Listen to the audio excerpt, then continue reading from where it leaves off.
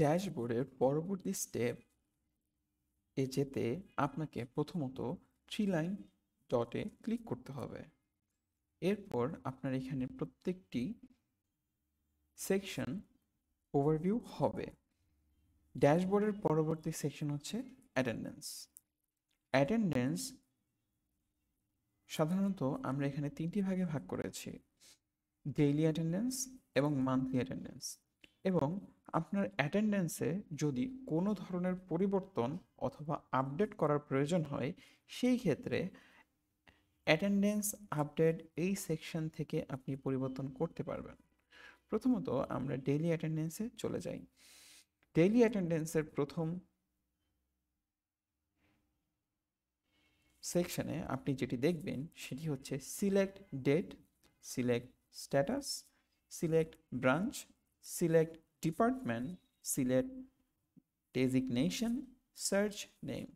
অর্থাৎ আপনি কোনো নির্দিষ্ট দিনের কোনো নির্দিষ্ট সময় সাপেক্ষের কোনো নির্দিষ্ট ব্রাঞ্চের ওই ব্রাঞ্চের নির্দিষ্ট ডিপার্টমেন্টের এবং তাদের ডেজিগনেশন অনুযায়ী আপনি এমপ্লয়িকে সার্চ করে তার ডেটা দেখতে পারবেন।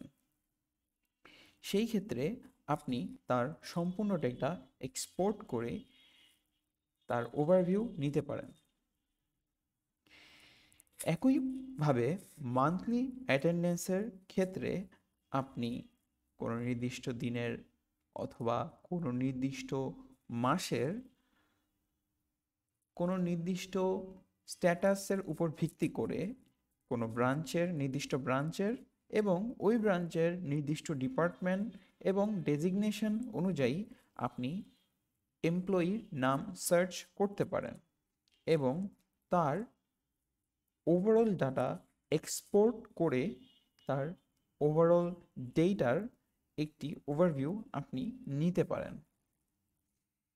এবং পরবর্তী সেকশনে অ্যাটেন্ডেন্স আপডেটের ক্ষেত্রে আপনার কোনো এমপ্লয়ির অ্যাটেন্ডেন্স আপডেট করার প্রয়োজন হলে সেই ক্ষেত্রে আপনি ব্রাঞ্চের নাম, আপনার সিলেক্ট ইউজার এবং সিলেক্ট ব্রাঞ্চ, অ্যাটেন্ডেন্স টাইপ, অথবা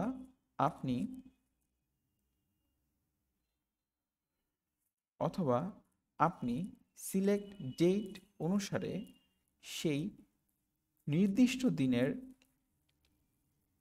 ইউজার অথবা ব্রাঞ্চের ইউজারকে আপনি তার অ্যাটেন্ডেন্সটি আপডেট করতে পারেন। সেই ক্ষেত্রে আমি এখানে একটি এক্সাম্পল দেখিয়ে দিচ্ছি। ফর এক্সাম্পল, আমি অল ইউজারের ব্রাঞ্চ আমি সিলেক্ট করে নিলাম।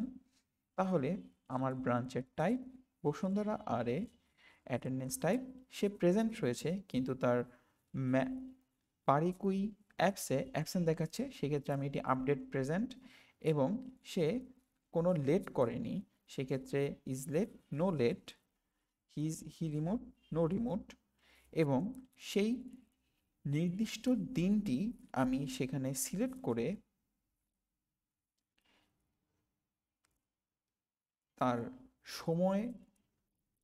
সময়কে আমি ধরে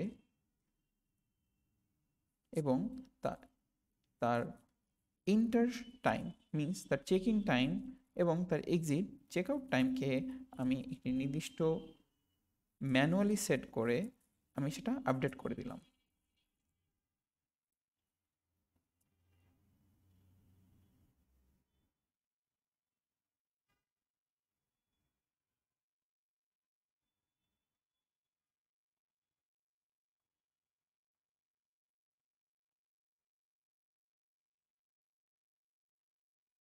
এটি সম্পূর্ণভাবে আপডেট হয়ে গিয়েছে। মনে রাখবেন, আপনার প্রতিটি ফিল্ড অথবা প্রতিটি সেকশনই আপনাকে যথাযথভাবে ফিল আপ করতে হবে।